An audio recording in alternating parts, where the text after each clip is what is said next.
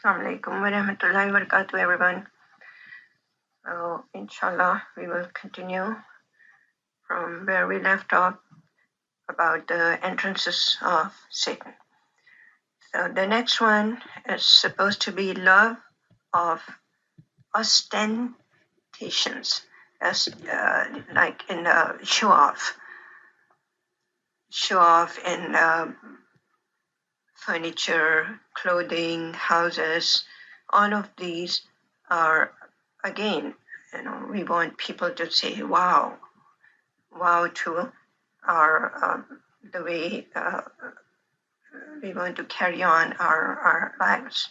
So one word definition of our deen or Islam is simplicity, and there is so much sukoon, comfort in simplicity. But then we, of course, we are in this world, and dunya is supposed to be attractive. And it's that's a test. If there wasn't any attraction, then why would it be a test? So we want to remember that falling into wanting more and more and better of things, and then seeking to impress people, whether we realize it or not, that is what it is. No, I just like it. Yeah, that's another problem. Like I said, we don't realize that shaitan has taken full control. And we don't want to think about our purpose in life, because these things will indulge us in this dunya, and we are not going to fulfill the purpose that Allah created us for. Again, we need to just slow down and realize why do I do so many things that I could have done in a simpler manner. Simplicity is one word definition which frees us from all these things. What kind of a standard of living should we have? It should be such that if a wealthy person looks at us, even though it's very simple life, the person knows that we are well taken care of. We are living a comfortable life. Two different things. Simplicity doesn't mean we don't take care of our comforts, but showing off is much more than our having the most, the top of the line things in our lives. That's not what we are created for. When Allah gives us more, then Allah wants us to increase in our giving, standard of giving, not standard of living. Because that giving is actually not giving to others. We are giving it to ourselves for this world as well as the next. So we need to realize how much more could I give if I simplify my standard of living. I live a simple life, bring that simplicity in my life, that those who are close to Allah, that's how they are. Look at those people who are closer to Allah, what do we see? So if we want that closeness to Allah, it's only through bringing the simplicity in our lives. And inshallah, Allah says again and again, they will have whatever they want in the next world. So this world is not for the wants. It's for the basic needs. Take care of basic needs in a reasonable manner, live a comfortable life.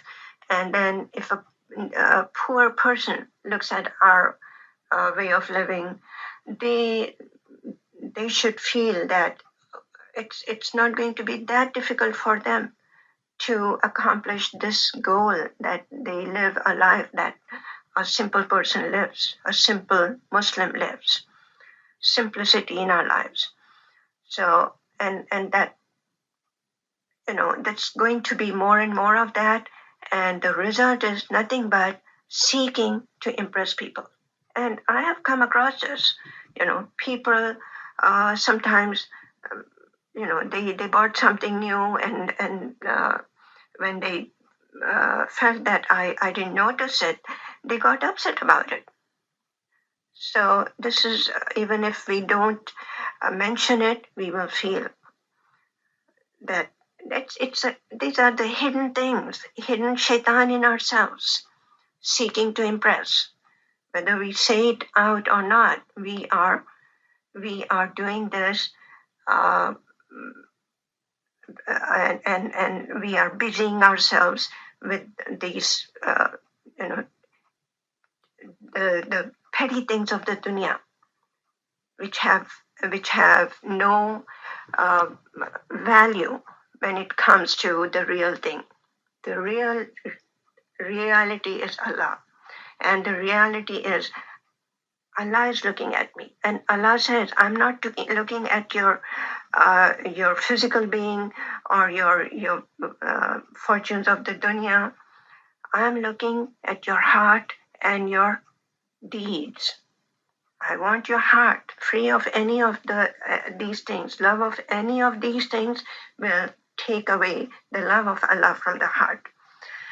So Allah is looking at our hearts. So the heart should be like, someone said it beautifully, when Allah looks in our heart, the heart is like a mirror for Allah. He sees nothing but Himself in our hearts. Nothing resides in our heart. So we are here to just carry on and live a reasonable, comfortable life, not seek for those things that top of the line. Top of the line is when it comes to generosity, when it comes to pleasing Allah, when it comes to doing what Allah is going to be expecting from us. For, we have to be the best in those. Best in, like I said, standard of giving has to be the best. And these two things cannot go together. Either it's going to be standard of living or standard of giving. But sometimes people say, no, we do the both. But then that person, whoever is, they are doing the both, they could have done better. Because of that standard for the living, they are maintaining, and their standard of giving, even though it's probably better than a lot of other people, but it could have been even better. So Allah knows how much better we can do. And shaitan knows how he can stop us from getting there. So seeking to impress people is also that hidden thing, and we need to realize. That's all there is to it, realization. And then when it comes to these things, the dunya things, there is haste. Shaitan doesn't want us to think. He just wants us to do it right away. He wants us to react right away, get the things, and whether we have the money or not, we have the plastic money, and we can just get it right away, buy now, pay later, buy now, pay later. So this is haste. This is haste. This is a proof of the love of the dunya, the love of what we have, because we don't want to wait. But the haste is very much in its place when it comes to doing the things which are going to bring us closer to Allah, like the sadaqah, like any good deed. So any haste in that, shaitan will come and slow us down. Any haste in the dunya matters, he will give us big speed. So haste, we need to realize, is this haste good, or should I take a break? Should I delay it? Should I slow down? And of course, the love of money, the love of the wealth, the more we have, we already kind of discussed that. But the love is so intense that people will just go into haram. There's, just the other day, someone was mentioning about some person who was asked to not work for such a place, and then got upset because people don't want to know that what they are working for is haram because they are making good money. So this is not a believer. Again, we need to bring Allah in our lives. When we bring Allah in our lives, Allah is, what does He say about again and again about Himself? Allah Most High says, to Him belongs everything in the earth and the heavens. So if we try to please Him, is He not going to be sufficient for us? The wealth that we get, it's only because He has decided, He has destined it for us. The wealth that we will have in this world is already destined before we came into this world. The haram is not going to increase it. Why do people go into haram? Because they want more and more. So that the test is not about how much wealth we are going to get. The test is about how do we get the wealth that has been destined for me. So whether we go into haram or just stick to halal, the halal is not going to decrease the wealth that I'm supposed to get. And the haram is not going to increase it. But if we go into haram to get more, the more is not going to be there, but we are following the shaitan instead of following the command of the Rahman.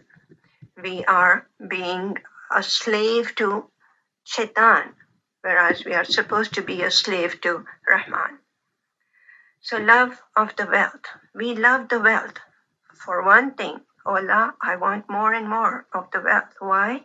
Because now you gave me the taste of spending for your creation, and I just don't want to stop. I want to keep doing it. So Allah, you have promised that when we spend, you give more, so please give. So I want to be part of everything that I can be. And today it's so, people say they are overwhelmed with the requests, but we shouldn't think that way. We should take them as opportunities.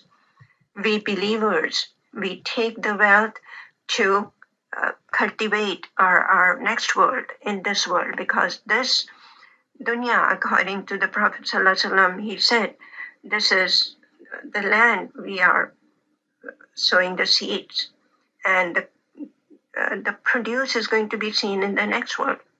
So where are the seeds? The seeds are all that wealth we are investing for the next world through Allah's creation. And we love doing it. May Allah grant us the taste for it. So opposite to that is stinginess and fear of poverty. Fear of poverty. Stinginess and fear of poverty. So no, a believer knows that spending on ourselves more than we need to, that is real spending. The wealth is gone. And the wealth that I spend for my own need, which is taking care of my dunya, my health, my property, my du'as are answered through all that. And we discussed about sadaqah so much in the previous recordings. So this is going to increase my wealth. So I want more and more. I want more and more to give. So when we develop that love, we are going to love having the wealth, but for a different reason. Because we want to take and give, take and give, take and give. Give. Outwardly, it's so and so, but inwardly, it's my own investment for myself, and these are my opportunities only until while I'm alive. Once I'm gone, nothing is there. And then another entrance of shaitan is fanatical defense of one's opinions, positions, not giving up. Not accepting the wrong decision, the wrong interpretation, the wrong views. So very strong in defending oneself. This is, even though that's not the correct position, but just defending, not taking a no for an answer. I did nothing wrong. I did so much wrong, but then not realizing, not accepting, acknowledging the wrong. This is also from shaitan. What did shaitan do? We know when he was asked, why didn't you bow to Adam? Why didn't you obey my order? Allah asked him, and what did he say? He said, because you asked me to do that, because I'm better than him. I'm better than him. He had a reason for not doing that. So if his reason is not good enough, how can our reasons be good enough, which are coming from that same shaitan? So Allah gives us, when Allah is pleased with us, He will let us see our wrongs, not become strong with stupid ideas and focused on what I did is never wrong. Realizing our wrongs is from Allah, and just ignoring those and defending our wrongs is 100% from shaitan. And also, last but not the least, bad opinion of other Muslims. Bad opinion of other Muslims.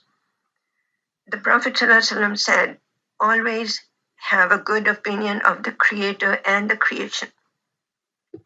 And he said, this is one of the best ibadats, one of the best worships. Because with the good opinion, we are not going to backbite. We are not going to think bad about them. So, like the hadith says, come up with 70 excuses. 70 excuses. We don't even want to come with one excuse, two excuses. So this is maybe. This is the reason so and so did this and this. Trying to come up with good opinions and not form a bad opinion about especially Muslims. Why? Why? Because if we are not going to have good opinion of our Muslim brothers and sisters, then what good are we? How can we defend them? How can we be with each other? We are supposed to be interacting with each other because all the others are grouped up against us. And here we are having bad opinion of our Muslim people. So how are we going to be taken care of? Even within ourselves, within the families, there's so much going on. Two people, they just cannot get along with each other, and always having bad opinion, bad thoughts, bad this and that. So it's about us. It's not about them. Allah is not going to ask us, how did others behave towards you? Did you get all the rights that were supposed to be from others for you? No, Allah is going to ask about us. How did we behave towards others? Did we give them all their rights and dues which were from us? It's going to be about us, not others. So, lakum dinukum waliya deen. If someone is doing wrong, so what does that deen say? For them is their their deen, and for us it's mine. So busy, we need to busy ourselves with ours and always have a good opinion of others, no matter who they are. Inshallah. ربنا تقبل منا إنك أنت السميع العليم وتب علينا إنك أنت التواب الرحيم.